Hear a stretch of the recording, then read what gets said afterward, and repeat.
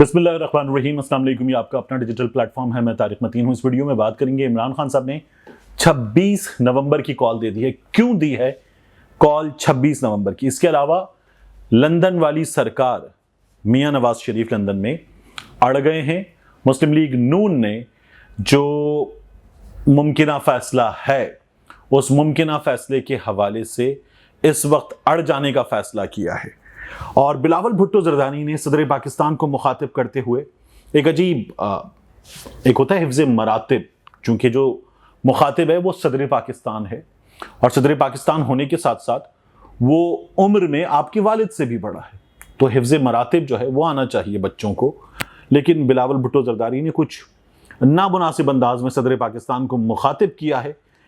क्यों किया है बिलावल भुट्टो जरदारी ने और इसके इम्प्लीकेशंस क्या हैं, इस पर भी इस वीडियो में बात करेंगे। और एक नाम सब यहीं से शुरू करते हैं।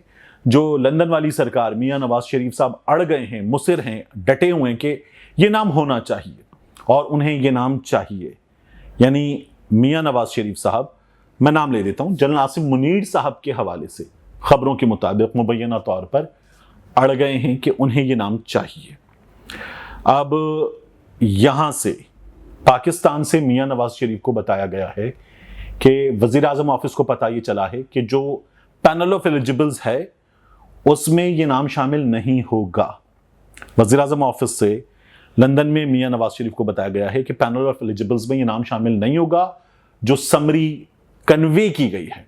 अब ये यूं समझ लीजिए कि हमें नहीं पता कि समरी पेपर पर अभी वहां पहुंच चुकी है या नहीं पहुंची, लेकिन कन्वे कर दी गई है।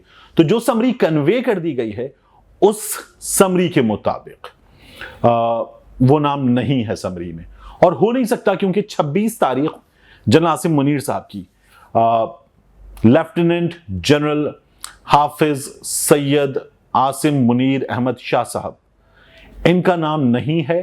ये 27 को नहीं होंगे अपने ओहदे पर, तो 29 को जो तारीख है उसको ये दस्तयाब नहीं है, ये अवेलेबल चॉइस नहीं है। अब ये सिचुएशन है। इस सिलसिले में एक बात और डिस्कस हो रही है। हमारे सीनियर ने इमरान मीर साहब, उन्होंने यूट्यूब पर ये वीडियो बनाई, फिर मैंने जाके इन फैक्ट्स को चेक किया। जब मैंने चेक किया तो गूगल पर तो कम से कम ये ऐसे पता चल रहा है। अब मैं आपको बता देता हूं, अगर आप जाके चेक कीजिए तो आपको नजर आएगा विकिपीडिया पर या नेट पर कि जो अनाउंसमेंट थी मेजर जनरल के ओहदे से लेफ्टिनेंट जनरल के ओहदे पर तरक्की की, वो आसिम मुनीर साहब की है 28 सितंबर गालिबन 2018। अच्छा, उस दिन से, जिस दिन अनाउंसमेंट हुई है उस दिन से 4 साल शुरू नहीं होते। जिस दिन असाइनमेंट मिलता है, रैंक्स लगते हैं, उस दिन से 4 बरस शुरू होते हैं। तो जनरल आसिम मुनीर साहब के जो असाइनमेंट शुरू हुआ उसकी खबर अगर आप ढूंढें तो आपको मिलेगी एक्सप्रेस ट्रिब्यून की स्टोरी, बल्कि मैं यहां डिस्क्रिप्शन में अपनी वीडियो में आपके लिए पोस्ट कर दूंगा। तो ये तारीख है जब उन्होंने डीजीएसआई के ओहदे का चार्ज संभाला, 26 अक्टूबर। तो अब जो इनसाइडर्स हैं, जो स्टैब्लिशमेंट की, डिफेंस की, फौज की बीच कवर करने वाले लोग हैं, उनसे मेरी बात है, उनका ये कहना है कि अगर 4 बरस का टेन्योर आप देखें, रैंक लगना, चार्ज संभालना, ओहदे पर आना, उसके हिसाब से तो वो 26 अक्टूबर को मुकम्मल होता है। ये जो 1 महीना हमें यहां इजाफी नजर आ रहा है, क्योंकि 26 नवंबर को रिटायर हो रहे हैं हाफिज आसिम मुनीर साहब, ये क्यों है, इस सवाल का जवाब दस्तयाब नहीं है।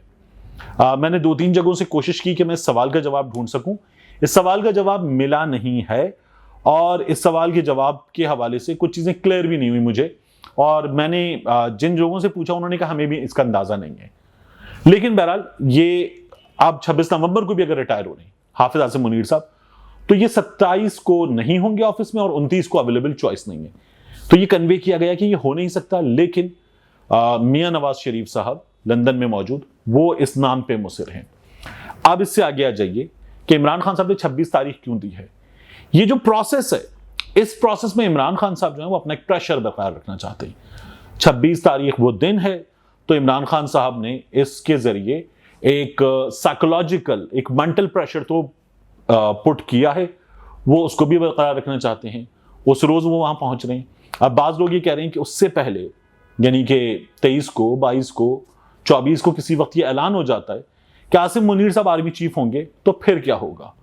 इमरान खान साहब तो 26 को आ रहे हैं, तो इमरान खान साहब 26 को अपना एहतजाज करेंगे, अपने साथ लोगों को जो उनके पास स्ट्रेंथ है, पावर शो करेंगे, वो कर लेंगे, उस रोज ही करेंगे, उससे पहले नहीं करेंगे। लेकिन एक खबर और है कि बाज जराए के मुताबिक इस तकरीरी को अगर ये हो जाती है हाफिज आसिम मुनीर साहब की 26 नवंबर से पहले और पैनल ऑफ एलिजिबल्स में समरी में इनका नाम नहीं होता, यहां से वजीर आजम ऑफिस से इसरार किया गया कि समरी में इनका नाम होना चाहिए, अगर नहीं होता तो फिर होगा ये कि इसको चैलेंज किया जाएगा।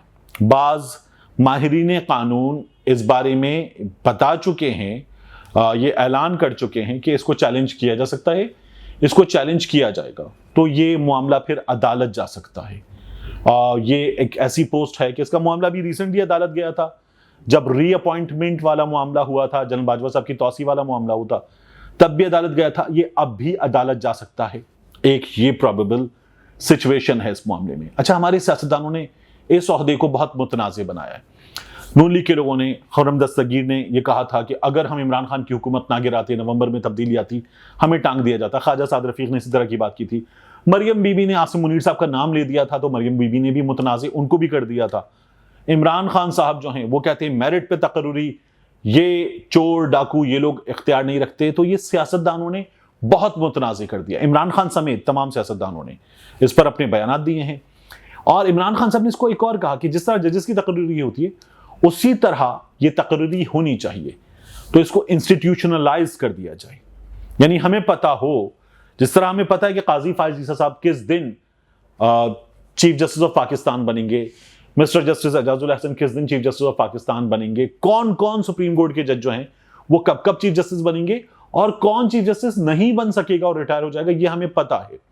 तो इसी तरह से हमें पता हो, क्योंकि एक लेफ्टिनेंट जनरल जब चार्ज संभालता है, 4 बरस होते हैं, तो वो पैनल ऑफ एलिजिबल्स में या वो प्रोबेबल्स में होगा या नहीं होगा, ये हमें पता हो। इमरान खान साहब ये बात अब कर रहे हैं कि इसको इंस्टीट्यूशनलाइज कर दिया जाए।